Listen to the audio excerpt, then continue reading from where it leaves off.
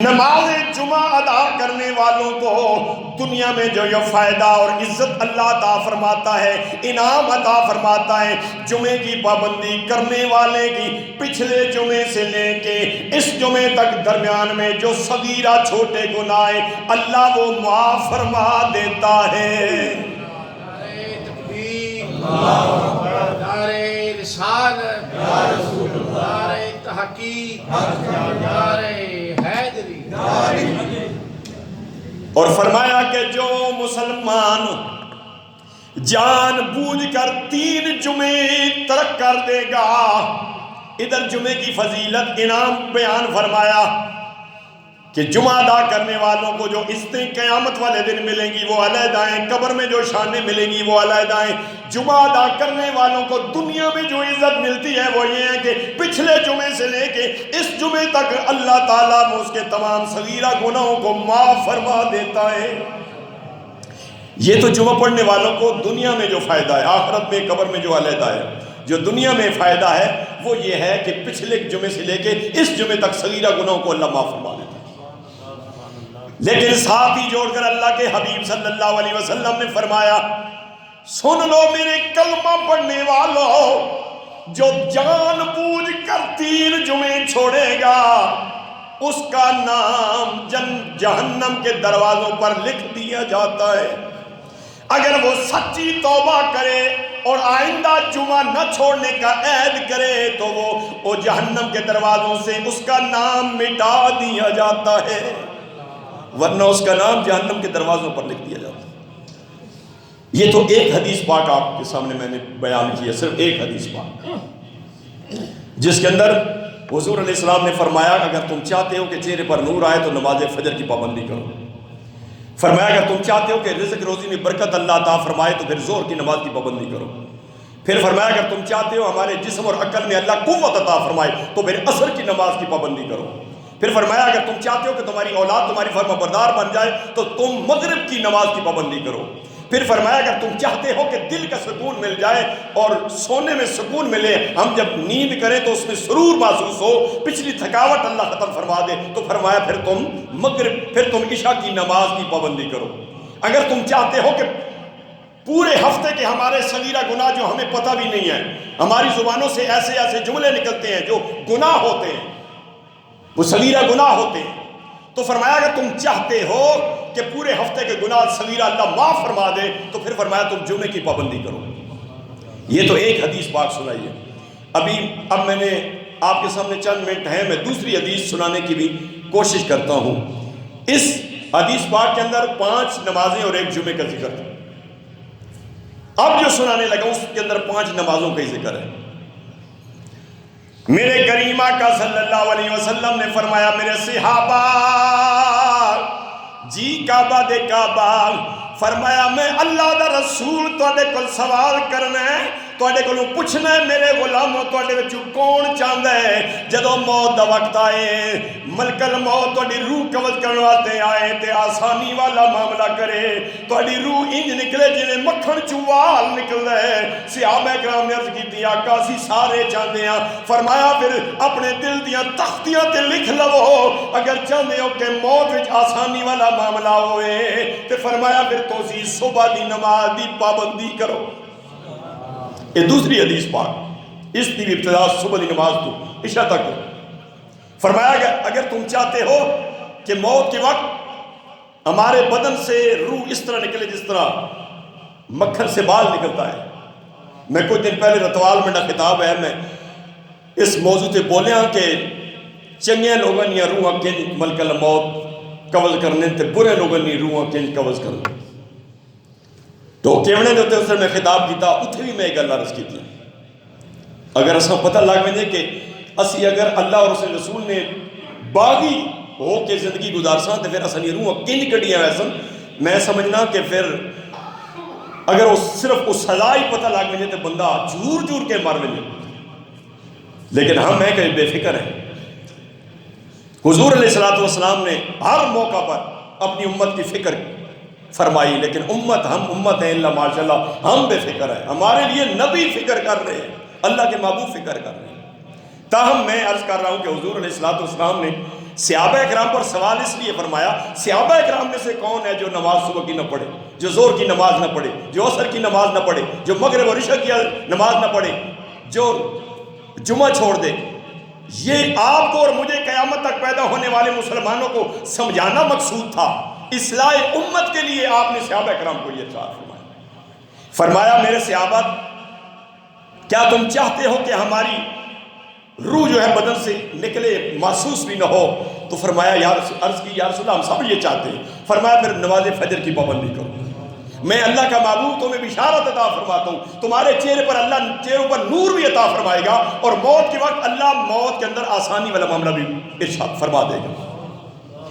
پھر فرمایا کہ میرے غلاموں، اے میرے غلاموں، تم میں سے کون چاہتا ہے کہ جب مجھے رشتہ دار قبر میں رکھ دیں، پڑیاں لگا کے مٹی ڈال کے گھر واپس آ جائیں، کون تم میں سے چاہتا ہے کہ میری قبر کو اللہ تعالی نگاہ خوشادہ فرما دے، کھلا فرما دے؟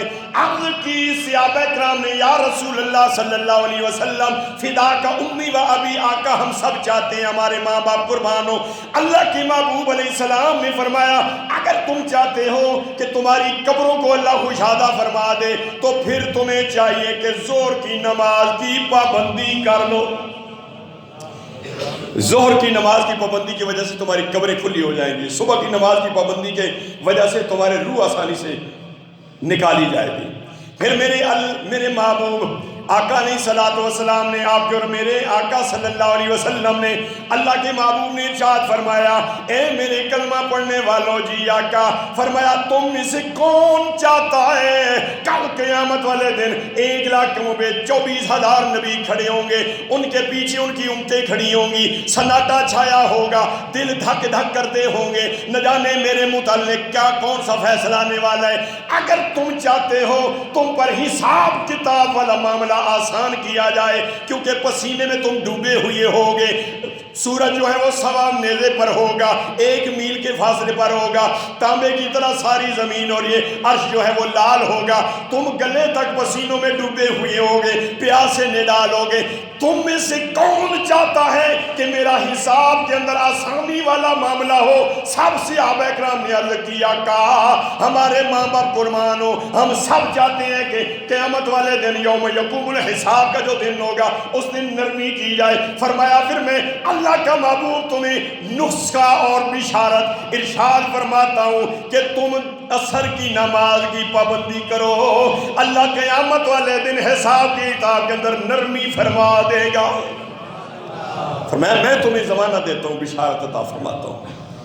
پھر اللہ کے محبوب علیہ الصلوۃ والسلام نے فرمایا، تم میں سے کون چاہتا ہے کہ جب تم قبر میں جاؤ اور منکر نکیر 3 سوال کرنے کے لیے آئیں، اور ان کی آنکھیں بڑی بڑی ہوں گی، اور ان منکر نکیر فرشتوں کی منہ سے آگ کے شعائیں نکل رہی ہوں گی، لمبے لمبے بال ہوں گے، بڑے بڑے ناخن ہوں گے، جس سے وہ زمین کو کاٹتے ہوئے تمہارے تک پہنچیں گے جب رشتہ دار رکھ کے تمہیں واپس چلے جائیں گے۔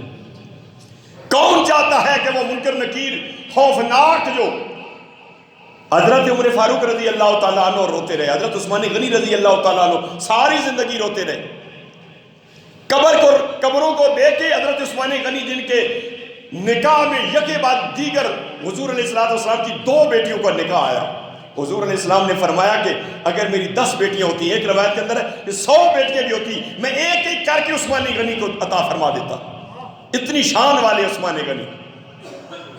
اور حضور علیہ السلام نے فرمایا مجھے عثمان سے حیا آتی ہے، ایسے صحابی سے میں کیوں نہ حیا کروں جس سے اللہ کے فرشتے بھی حیا کرتے ہیں۔ اتنی شانوں والے صحابی وہ بھی قبر کو دیکھ کر رو پڑتے ہیں۔ تو کسی غلام نے پوچھا، امیر المومنین آپ کیا وجہ ہے؟ آپ بڑے بڑے مصیبتیں آتی ہیں، پریشانیاں آتی ہیں، آپ نہیں روتے، اور جب قبر کو دیکھتے ہیں تو آپ زار و قطار رو پڑتے ہیں، آپ کی داڑھی مبارک آنسوؤں سے تر ہو جاتی ہے، اس کی وجہ کیا ہے؟ عثمان غنی رضی اللہ تعالی عنہ نے پتہ کیا جواب دیا؟ جامع مسجد المرتضیٰ کے اندر آ کے جمعہ ادا کرنے والے کملی والے کے غلاموں، سیدنا حضرت عثمان غنی رضی اللہ تعالی عنہ نے فرمایا، اے میرے غلام، قبر کو دیکھ کے مجھے رونا اس لیے آ جاتا ہے کہ قبر جو ہے وہ آخرت کی پہلی سیڑھی ہے، آخرت کی مناظر کی پہلی سیڑھی قبر ہے. جو قبر میں پاس ہو گیا وہ آگے پاس ہوتا جائے گا, جو قبر میں فیل ہو گیا وہ آگے فیل ہوتا جائے گا. مجھے نہیں پتا کہ قبر میں میرے ساتھ کیا ہوگا, حالانکہ وہ صحابی قطعی طور پر جنتی ہیں. آپ کو اور مجھے سمجھانے کے لیے یہ کیا جا رہا ہے کہ صدیوں بعد پیدا ہونے والے مسلمان کیوں بے فکر ہو جائیں گے. جو بے فکر ہو جائیں گے ان کو جب میرا یہ قول, یہ میری عادت ان تک پہنچے گی تو یقیناً ان کے دل کے اندر بھی نمازوں کی پابندی آ جائے گی, فکر آخرت کے پہلو پیدا ہو جائیں گے. تو قبر کے اندر حضور علیہ السلام نے فرمایا, کون ہے تم میں سے جو چاہتا ہے کہ قبر کے اندر جو منکر نکیر آئیں گے ان کے سوالوں کا صحیح جواب میں آسانی سے دے سکوں, اور آخرت کی پہلی جو منزل کی پہلی سیڑھی ہے, پہلا مقام ہے, اس میں پاس ہو جاؤں. تو تمام صحابہ کرام نے عرض کی ہاتھ جوڑ کے, اللہ کے محبوب, فدا کا امی و ابی, آقا ہمارے ماں باپ قربان ہو, ہم سب یہ چاہتے ہیں جس طرح ہمیں اللہ نے دنیا میں عزتیں عطا فرمائی ہیں, جس طرح اللہ نے ہمیں دنیا میں آپ کی غلامی کا شرف اور سعادت عطا فرمائی ہے, اسی طرح یا رسول اللہ ہم قبر میں جائیں تو وہاں منکر نکیر کے سوالوں کے صحیح جواب دے کر ہم وہاں پاس ہو جائیں, بونی اچھی ہو جائے. اللہ کے محبوب علیہ السلام نے فرمایا, پھر میں تمہیں نسخہ ارشاد فرماتا ہوں اور ساتھ ضمانت بھی عطا فرماتا ہوں کہ تم پھر مغرب کی نماز کی پابندی کرو. اللہ کریم تم پر کرم فرمائے گا, منکر نکیر کے سوالوں کے جواب میں تمہیں اللہ پاس فرما دے گا. پھر حضور علیہ السلام نے فرمایا, تم میں سے کون چاہتا ہے کہ پل صراط سے آسانی سے گزر جائے. پل صراط جو ہے, ہر اچھے برے انسان نے پل صراط سے گزر کر جنت میں جانا ہے, اور جہنم کے اوپر یہ پل ہے, یہ بال سے باریک اور تلوار کی دھار سے تیز ہے. ہر اچھے برے انسان نے وہاں سے گزرنا ہے, ہر کسی کو وہاں سے گزرنا ہے, چاہے وہ مسلمان ہے چاہے وہ کافر ہے, کسی مذہب کے ساتھ اس کا تعلق ہے. اور مسلمانوں میں سے بھی پرہیزگاروں نے بھی وہیں سے گزرنا ہے, گناہگاروں نے بھی یہاں وہیں سے گزرنا ہے. آقا علیہ السلام نے فرمایا, جو دنیا میں رہ کے غفلت میں ڈوبا رہا وہ پل صراط سے گزر نہیں پائے گا. اس تلوار سے اس کے دو حصے ہو جائیں گے, دو حصوں میں ہو کے گر جائے گا. پل صراط سے آنکھ چمکنے سے پہلے اگر پار کرنا چاہتے ہو پل صراط, تو اللہ کے محبوب علیہ السلام نے فرمایا, پھر مجھ سے وعدہ کرو, عشاء کی نماز کی پابندی تم کرو, تمہیں ضمانت میں عطا فرماتا ہوں, قیامت والے دن آنکھ چمکنے سے پہلے تم پل صراط پار کر دو. تو میرے مسلمان بھائیوں, ان احادیث کے اندر دو حدیثیں میں نے سنائی ہیں, ایک میں 5 نمازیں اور جمعے کا ذکر, اور ایک میں صرف 5 نمازوں کی فضیلت جو دنیا میں اور مختلف مقامات پر کام آنے والی. نماز کی فضیلت, نماز کے انعامات, نماز کے بدلے میں جو اجر و ثواب اور شانیں جو اللہ نے عطا فرمانی ہے وہ بیان کی ہیں آپ کے سامنے 2 حدیثوں کے اندر. تو ان احادیث بیان کرنے کا مقصد یہی تھا.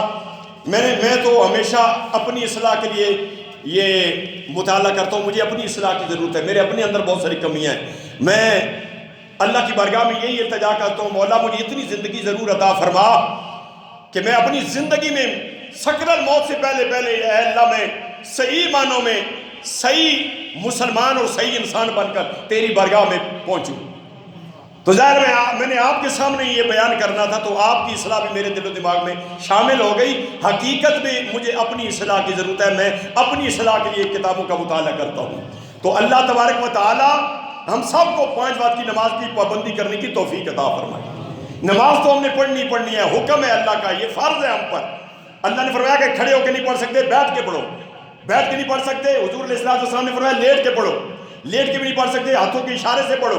ہاتھوں کے اشارے بھی نہیں کر سکتے ہو تو حضور علیہ السلام نے فرمایا پھر آنکھوں کے اشارے سے نماز پڑھو, لیکن نماز ضرور پڑھو. نماز چھوڑنے کا تو سوال ہی نہیں پیدا ہوتا, نماز چھوڑنے کی گنجائش ہی نہیں ہے. آخری حد جو ہے وہ اپنے خیالات میں نماز پڑھو, لیکن نماز چھوڑنے کا جواز نہیں ہے. لیکن میں نے وہ حدیثیں آپ کے سامنے بیان کی ہیں کہ جو نماز 5 وقت کی نماز کی پابندی کرتا ہے, حضور علیہ السلام نے فرمایا جو آخرت میں, قبر میں اور آخرت میں جو انعامات نماز کی وجہ سے نصیب ہونے ہیں وہ علیحدہ ہے. دنیا میں جو اللہ نے نمازی کو انعامات ہر نماز کے بدلے میں اللہ نے عطا فرمانے وہ جو حضور علیہ السلام نے بیان فرمائے وہ چن چن کے حدیث سے میں نے آپ کے سامنے پیش کی ہے. اللہ مجھے بھی اور آپ کو بھی 5 وقت کی نماز کی پابندی کرنے کی توفیق عطا فرمائے. وما علینا الا البلاغ.